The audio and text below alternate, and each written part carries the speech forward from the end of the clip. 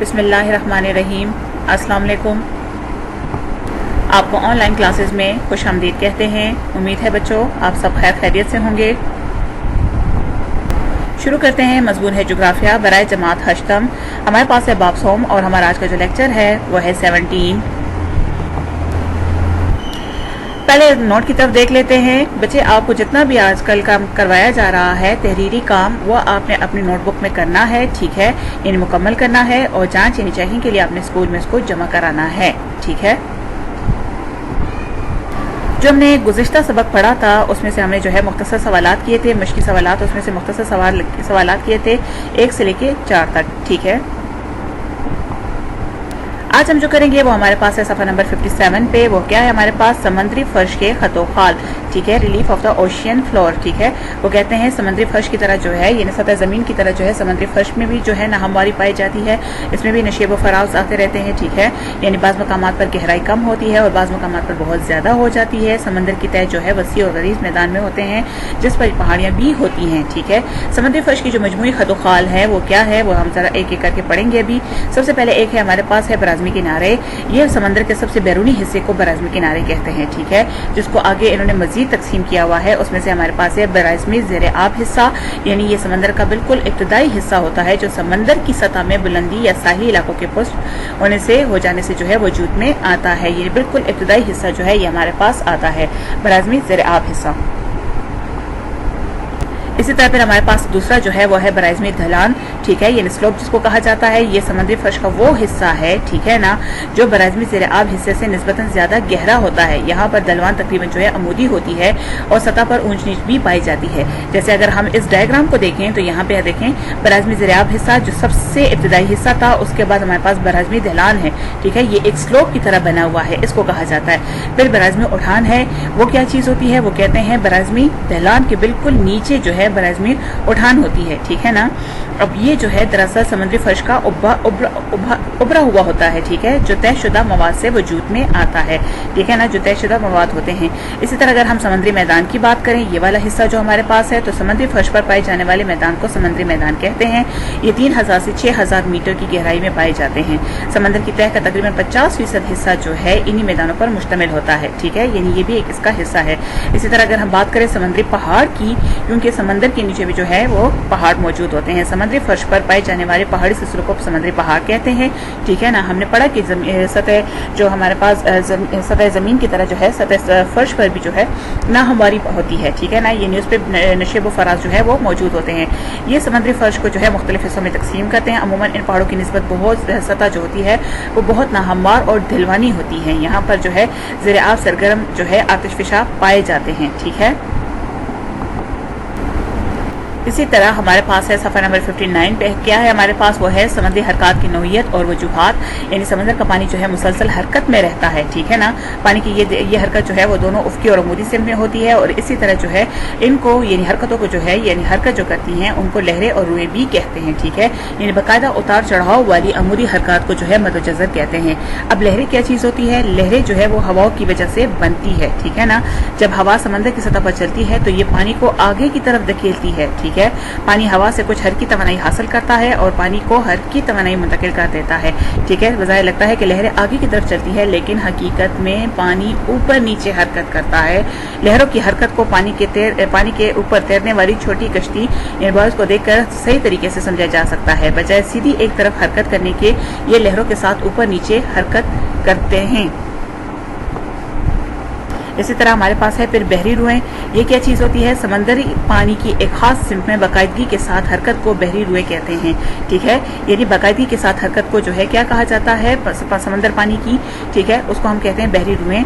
बहरी रुओं की गहराई और चौड़ाई मुख्तलिफ होती है। इनकी लंबाई हज़ारों किलोमीटर तक होती है, ये बहुत लंबे होते हैं। बहरी रुओं से जो है सिर्फ सतह का पानी हरकत करता है, जबकि गहराई का जो पानी है वो बिल्कुल साकिन खड़ा रहता है, यानी बिल्कुल सीधा खड़ा रहता है।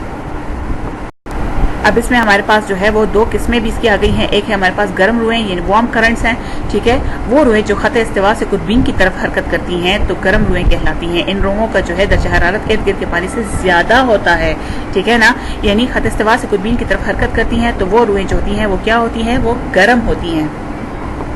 इसी तरह सर्द रुएं जो है वो क्या चीज़ होती हैं, वो जो शुमाल और जुनूबी कुतुब से खत इस्तिवा की तरफ हरकत करती हैं, वो खत इस्तिवा से ये खत इस्तिवा की तरफ हरकत करती हैं, सर्द रुएं कहलाती हैं और इनका दर्जा हरारत जो है इर्द गिर्द के पानी से कम होता है। ठीक है, अब इसकी वजूहात क्या हैं, कैसे पैदा होती हैं। बहरी रुएं पैदा होने की मंद जज़ील वजूहात है। एक तो दर्जे हरारत में फ़र्क है, यानी खत इस्तिवा के आसपास सूरज की जो अमूदी शुआएं होती हैं और ज़्यादा दर्जा हरारत की वजह से पानी गर्म होकर फैलता है, जबकि कुतबीन पर सूरज की तिरछी शुआएं जो है और कम दर्जा हरारत की वजह से पानी जो है वो ठंडा और भारी रहता है।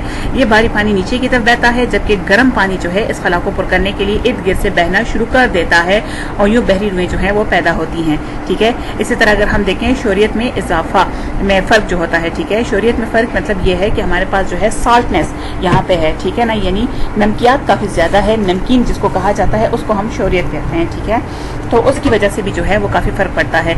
नमकियात में इजाफे के साथ पानी की जो कसाफत है, कसाफत यानी गाढ़ापन जो है उसमें इजाफा होता है और पानी भारी हो जाता है। ठीक है, भारी पानी नीचे की तरफ बहता है जबकि हल्का पानी ऊपर की तरफ आ जाता है। मसलन बहर रूम में बहर ओकियानूस की निस्बत नमकियात ज़्यादा है, तो इसलिए बहर ओकियानूस का पानी जो है अपनाए जबलतारे के रास्ते बहरी रूम में चला जाता है और बहरी रूम से एक और बहर ओकियानूस की तरफ जो है चली जाती है। यूँ बहरी रूमें जो है वो पैदा होती हैं।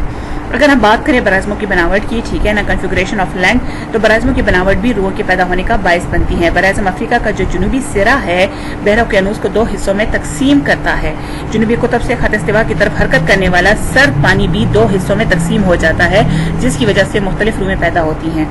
इसी तरह अगर दायमी हवाओं का असर देखें दायमी हवाओं का असर देखें तो दायमी हवाएं एक खास सिमत में चलती हैं। ये हवाएं जब सतह समंदर पर चलती हैं तो पानी को उसी सिमत में चलने पर मजबूर कर देती हैं, यूँ रुएं जो है वो वजूद में आती हैं।